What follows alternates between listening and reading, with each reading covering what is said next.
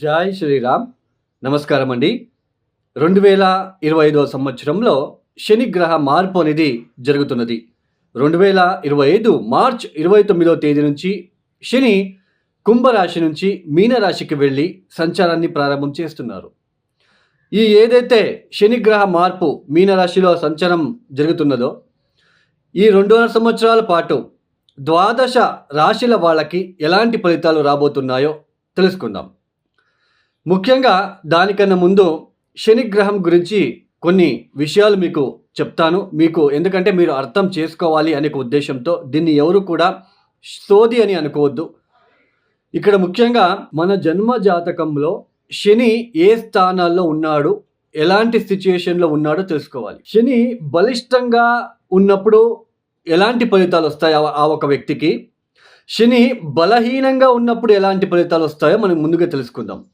శని ఒక వ్యక్తి జాతకంలో బలిష్టంగా ఉన్నప్పుడు, శని అంటే ఏంటి, శని గ్రహం అంటే ఏంటి, సమాజంలో ఉన్న ఒక మనకంటూ సమాజంలో ఒక గుర్తింపు ఉంది, సమాజంలో మంచి స్టేటస్లో ఉంటున్నాము, మంచి జాబు, అటు రాజకీయంలో కావచ్చు, అటు ఏదైనా బిజినెస్ వైజ్ కావచ్చు, మనం మంచి పొజిషన్లో ఉన్నాము అంటే దానికి కారణం శని గ్రహం.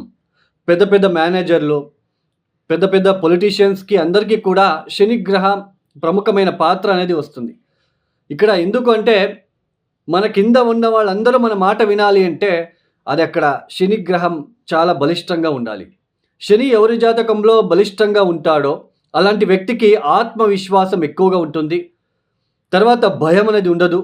సమాజంలో మంచి గుర్తింపు, పేరు ప్రఖ్యాతులు అనేది వస్తూ ఉంటాయి. తర్వాత ముఖ్యంగా ఈ ఒక జాబ్లో మెయిన్ కర్మకారకుడు, వృత్తికారకుడు శని బలిష్టంగా ఉన్న వ్యక్తి జాతకులకి ఉద్యోగం విషయంలో ఎటువంటి ఇబ్బందులు ఉండవు. తర్వాత సమాజంలో కీర్తి ప్రతిష్టలు ఎక్కువ అవుతూ ఉంటాయి రోజు రోజుకి కూడా.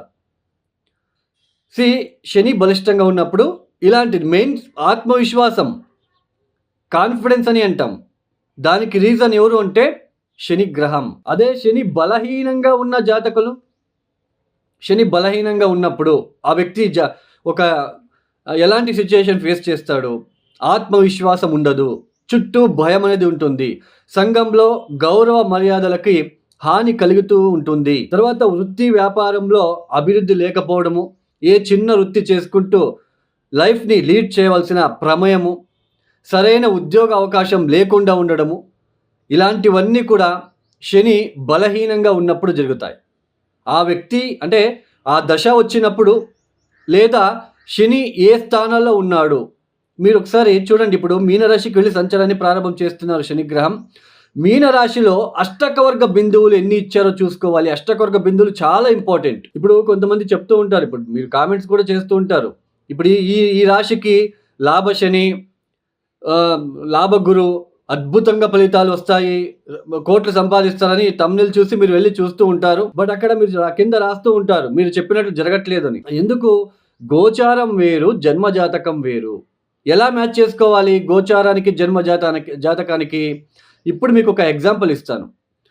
ఇప్పుడు మీకు తెలుసు ఆల్రెడీ ఏలనాటి శని, అర్ధాష్టమ శని, పంచమ శని, అష్టమ శని అని ఈ ఒక జన్మరాశి నుంచి, అంటే చంద్రుడు ఏ రాశిలో ఉంటాడో అది మనకి జన్మరాశి. ఆ జన్మరాశి నుంచి వ్యయస్థానానికి వచ్చినప్పుడు మనకి ఏళ్ళనాటి శని ప్రారంభం. ఏళ్ళనాటి శని అంటే 7.5 సంవత్సరాల పాటు ఉంటుంది. ఇక్కడ వ్యయస్థానంలో 2.5 సంవత్సరాలు, జన్మరాశికి వచ్చినప్పుడు 2.5 సంవత్సరాలు, ద్వితీయానికి జన్మరాశి నుంచి నెక్స్ట్ హౌస్ ద్వితీయానికి వచ్చినప్పుడు 2.5 సంవత్సరాలు, ఇలా 7.5 సంవత్సరాలు. అర్ధాష్టమ శని అంటే జన్మరాశి నుంచి చతుర్థ భావానికి శని సంచారం చేసేటప్పుడు దాన్ని అర్ధాష్టమ శని అంటాం. పంచమ శని చంద్రుడున్న రాశి నుంచి పంచమ స్థానానికి వచ్చినప్పుడు దాన్ని పంచమ శని అంటాం. ఇలాంటి ఒక సిచ్యుయేషన్ ఉన్నప్పుడు ఇప్పుడు మీకు మీనరాశికి వెళ్ళి శని సంచారం ప్రారంభం చేస్తున్నారు. మీ జాతకంలో మీనరాశిలో శని ఎన్ని అష్టకవర్గ బిందులు ఇచ్చారో చూసుకోవాలి. 0, 1, 2, 3 ఇచ్చి ఉంటే ఆ ఒక ప్లేస్లో శనికి అక్కడ బలహీన పడ్డాడు అని అర్థం. బలహీన పడినప్పుడు ఆయన ఇబ్బందులు పెడుతూనే ఉంటాడు. ఈవెన్ ఏళ్ళనాటి శని, అర్ధాష్టమ శని కూడా, ఈవెన్ లాభస్థానానికి వచ్చినప్పుడు కూడా అష్టకవర్గ బిందువులు చాలా ఇంపార్టెంట్. ఇప్పుడు ఇప్పుడు మీనరాశిలో పుట్టిన ఒక వ్యక్తి ఉన్నాడు. ఇప్పుడు మీనరాశికి ఏళ్ళనాటి శని ప్రారంభమైంది. ఇప్పుడు జన్మరాశికి శని వస్తున్నాడు. ఇప్పుడు గనక మీనరాశిలో పుట్టిన ఏదైనా జాతకులకి శని మహాదశనే జరుగుతూ ఉంటే ఒకవేళ, లేదా ఒకవేళ చంద్ర మహాదశ జరుగుతూ ఉంటే, వాళ్ళకి ఇది తీవ్రమైన కష్టాలకి గురి చర్చలు తెస్తుంది. అంటే తీవ్రమైన కష్టాలు, బాధ ఎక్కువ అవుతూ ఉంటాయి. అర్థమైంది కదా? గోచారము మనకి జన్మజాతకం ఎలా మ్యాచ్ చేసుకోవాలో, ఒక స్థానం నుంచి ఒక స్థానానికి ఒక ప్లానెట్ వెళ్తున్నప్పుడు ఆ స్థానం ఎన్నో రాశి అవుతుంది, ఎన్నో లగ్నం నుంచి ఎన్నో రాశి అవుతుంది, ఆ స్థానానికి అష్టకర్గ బిందులు ఎన్ని ఇచ్చారో చూసుకోవాలి. అష్టకర్గ బిందులు చాలా ఇంపార్టెంట్. తర్వాత ఇప్పుడు శని మీనరాశికి వెళ్తున్నాడు, సంచారాన్ని ప్రారంభం చేస్తున్నారు. అక్కడ శనికి శత్రుగ్రహాలు ఏమైనా ఉన్నారా చూసుకోవాలి. శనికి శత్రుగ్రహాలు ఎవరెవరు? సూర్య, కుజ, కేతు, అక్కడ ఏమైనా ఉన్నారా చూసుకోవాలి. ఏళ్ళనాటి శని, అర్ధాష్టమ శని, పంచమ శని జరిగేటప్పుడు ఒక ఇంటికి వచ్చినప్పుడు ఒకలాగా ఫలితాలు. పంచమ శని అంటే పంచమానికి వచ్చినప్పుడు దాన్ని పంచమ శని అంటాం. సామాన్యంగా కర్మకారకుడు పంచమానికి వచ్చినప్పుడు బుద్ధిశక్తి, ఆలోచన విధానం. పంచమ స్థానం అంటే ఏంటి? బుద్ధిశక్తి, ఆలోచన విధానము, సంతానము, మన అభిరుచి. అలాంటి స్థానానికి వచ్చినప్పుడు ఎలాంటి మనకి ఆలోచన ఇస్తాడు శనిదేవుడు అంటే, కష్టపడి పని చేయడం ఎందుకు, షార్ట్ కట్లో వెళ్ళిపోదాం, జూజాడము, బెట్టింగ్లు, ఇన్వెస్ట్మెంట్ చేసి డబ్బులు నష్టపోవడం లాంటిది. అక్కడ అలాంటి సిచ్యుయేషన్ ఏర్పడుతుంది. ఒక ఇంటికి వచ్చినప్పుడు ఒక లాగా ఫలితాలు అనేది వస్తూ ఉంటాయి. అన్ని కూడా ఒకేలాగా ఉండవు. ఈ సమయంలో కూడా పరిహారాలు చాలా ఇంపార్టెంట్ అండి. జంప్ స్టోన్ వేసుకోవడము, నీలమణి జంప్ స్టోన్ వేసుకోగానే పంచమ శని, అర్ధాష్టమ శని ఇబ్బందులు తగ్గుతాయి అని నమ్మడము. తర్వాత నల్ల బట్టలు వేసుకోండి అని చెప్తూ ఉంటారు కొంతమంది. శని ఇబ్బంది పెట్టడానికి వచ్చినప్పుడు ఆయన వస్తువులు ఎందుకు వేసుకోవాలండి? అందులోన జంప్ స్టోన్ నాటే అంత మంచి ఫలితాలు వస్తాయి అని మాత్రం అనుకోవద్దు. ఒక జంప్ స్టోన్ ధరించగానే మనకి అంతా కర్మ నుంచి బయటపడతాము. This is fake sentence. Jump stone వేసుకోగానే మనకి ఉద్యోగాలు వస్తాయి, ఫేక్. మనకి ఇదే ఎందుకంటే మనము అతి ఆశ ఎక్కువైపోయింది. మనలో అతి ఆశ ఎక్కువైపోయి తొందరగా కర్మ నుంచి బయటపడాలి, లేదా తొందరగా నేను శ్రీమంతుడైపోవాలి అని అక్కడ నష్టపోతూ ఉన్నారు ప్రజలు. జంప్ స్టోన్ వేసుకోగానే అన్నీ అయిపోతాయి, మంచి ఫలితాలు వచ్చేస్తాయి. This is wrong sentence. ఎప్పుడు గుర్తుపెట్టుకోండి. మన కర్మానుసారంగా మనకి ఏదైనా దశాభుక్తి జరుగుతున్నప్పుడు మనమే కష్టపడి వేల కొద్ది చిన్న పరిహారాలు ఉన్నాయండి, వాటిని చేసుకుంటూ వెళ్ళాలి. అప్పుడే దాని నుంచి బయటపడతాం. సరే, ద్వాదశ రాశుల వాళ్ళకి ఎలాంటి ఫలితాలు వస్తాయో మనము ఒక్కొక్కటే ఇండివిజువల్గా తెలుసుకుంటూ వెళ్తాం. ఇక వృశ్చిక రాశి. ఈ వృశ్చిక రాశి వాళ్ళకి ఏదైతే ఈ 2025 మార్చ్ 29వ తేదీ మారబోతున్న శని వలన ఎలాంటి ఫలితాలు రాబోతున్నాయో తెలుసుకుందాం. చూడండి, గత 2.5 సంవత్సరాలు కూడా వృశ్చిక రాశి వాళ్ళకి అర్ధాష్టమ శని వలన మానసికంగా చాలా ఇబ్బందులు పడి ఉంటారు. ఈ సమయంలో మీకు ప్లేస్ అనేది చేంజ్ అయ్యి ఉంటుంది. అది వర్క్ ప్లేస్ కావచ్చు, ఇల్లు కూడా కావచ్చు. ప్లేస్ చేంజెస్ అనేది కనిపించి ఉంటుంది. మీకు జాబ్లో చాలా ఒత్తిడి మీరు ఫేస్ చేసి ఉంటారు. ఎక్స్ట్రా డ్యూటీస్ చేయడము, ఓవర్ నైట్ పని చేయడము, ఇలాంటివన్నీ మీరు ఫేస్ చేసి ఉంటారు. ఒకేసారి ఇంట్లో అందరికీ ఆరోగ్యం బాగాలేకపోవడము, ఇది కూడా మీరు ఫేస్ చేసి ఉంటారు. కొంతమందికి ఈ సైట్కి అడ్వాన్స్ అని ఇవ్వడము, లేదా ఇంటికి అడ్వాన్స్ అని ఇవ్వడము, రిజిస్ట్రేషన్ కోసము ఇప్పుడు పరితపిస్తూ ఉండడం లాంటివి కూడా మీరు ఫేస్ చేస్తూ ఉంటారు. అంటే అక్కడ రిజిస్ట్రేషన్ చేపించరు, ఇక్కడ డబ్బులు కూడా వెనక్కి రావు. ఎందుకంటే అర్ధాష్టమ శని. అక్కడ అష్టకర్గ బిందులు ఎన్ని ఇచ్చి ఉంటారో చూసుకొని మనం ఇలాంటి పనులు చేసుకోవాలి. ఇది తెలుసుకోకుండా మనం చేసుకుంటే బాగుండదు. తర్వాత దశాభుక్తి కూడా మనం చూసుకొని మనం ఇన్వెస్ట్మెంట్ చేసుకోవాలి. ఇప్పుడు అర్ధాష్టమ శని అక్కడ 0, 1, 2 బిందులు ఇచ్చి ఉంటే బలహీనంగా ఉంటాడు. ఇలాంటి సమయంలో మీరు ఈ ఇన్వెస్ట్మెంట్ చేయడము, ఈ ఒక సైటు, ఈ ఇంటికి సంబంధించిన విషయంలో ఇలాంటివన్నీ మీరు చేస్తే బాగుండదు కదా. ఆయన బలహీనంగా ఉన్నప్పుడు మీకు ఇబ్బందులే ఉంటాయి. అదే అష్టకర్గ బిందులు 4, 5, 6 ఇచ్చి ఉంటే అది వేరే, బలిష్టంగా ఉంటాడు, నో ప్రాబ్లం. అయితే ఇక మీద 2025 మార్చి 29వ తేదీ తర్వాత ఆయన పంచమానికి వెళ్తున్నాడు. పంచమ శని 4వ ఇంట్లో వచ్చినప్పుడు అర్ధాష్టమ శని, అది ఒకలాగా ఫలితాలు, శని ఇచ్చే ఫలితాలు. ఇప్పుడు పంచమానికి వెళ్తున్నాడు కదా. పంచమ స్థానం అంటే ఏంటి? మన బుద్ధి కౌశల్యం, ఆలోచన విధానము, మన అభిరుచి, సంతానం విషయంలో సంతాన స్థానం అని అంటాం, పూర్వపుణ్య స్థానం. మనము ఒక వ్యక్తి మీద ప్రేమ చూపిస్తున్నాము. ఆ ప్రేమ అది ఎంతవరకు మనం చూపించగలము. మన మీద కూడా ఒక వ్యక్తి ఎంతవరకు ప్రేమ చూపిస్తాడు. తర్వాత మనం చేసే వృత్తి వ్యాపారాలు కావచ్చు, ఇంట్లో ఒక భార్యతో కావచ్చు, ఒక గుర్తింపు అనేది వస్తుందా లేదా అనేది కూడా మనం పంచమ స్థానం మీద చూస్తాం.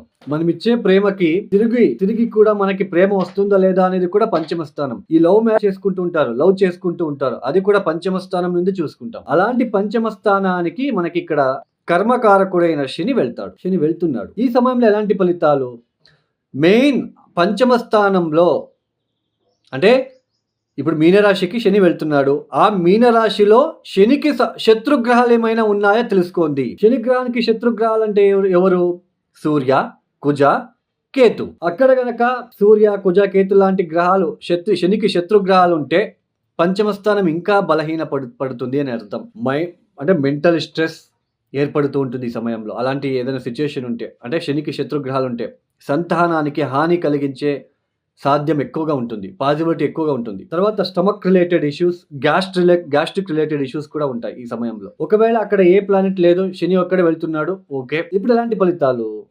కర్మకారకుడు శని అంటే బాగా కష్టపడి పనిచేసి మనీ అర్న్ చేసుకునే ఒక చేసేలాగా ఒక ప్లానెట్ అది. పంచమానికి వెళ్తున్నాడు కదా, ఎలాంటి ఆలోచన ఇస్తాడు?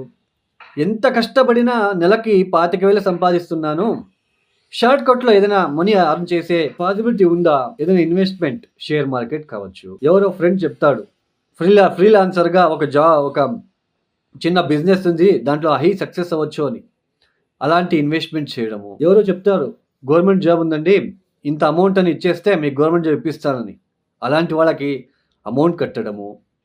అంటే షార్ట్ కట్లో ఏదో ఒకటి బాగా డబ్బు రావాలి, జూజాడము, బెట్టింగ్లు, ఆకస్మిక ధన నష్టం ఈ సమయంలో ఉంటుంది. చాలా జాగ్రత్తగా ఉండాలి మీరు. పంచమ శని అంటే అంత ఈజీ కాదు. ఆకస్మిక ధన నష్టం ఉంటుంది, మెంటల్ స్ట్రెస్ అనేది ఉంటుంది ఈ సమయంలో. సంతానం విషయంలో ఇబ్బందులు. చాలా జాగ్రత్తగా మీ డబ్బుని మీరు సేవ్ చేసుకుంటూ వెళ్ళాలి. ఇన్వెస్ట్మెంట్లు ఇవన్నీ కూడా అష్టకర్గ బిందులు చూసుకోండి. 0, 1, 2 ఉంటే హై పాసిబిలిటీ ఉంటుంది నష్టపోవడానికి.